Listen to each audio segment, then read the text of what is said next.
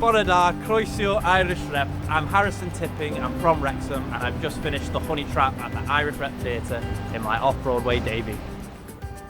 I first got into acting when I was 8 years old. I was at the William Aston Theatre, which is in the Glasgow University. To move here at 18 was such a huge opportunity that I hadn't even thought was possible for me.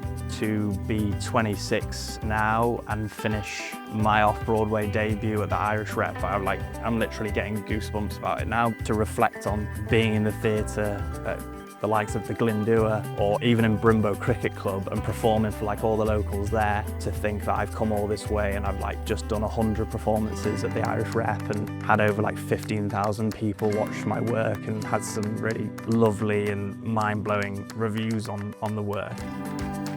Growing up and being in that beautiful location and that countryside, I miss it so much.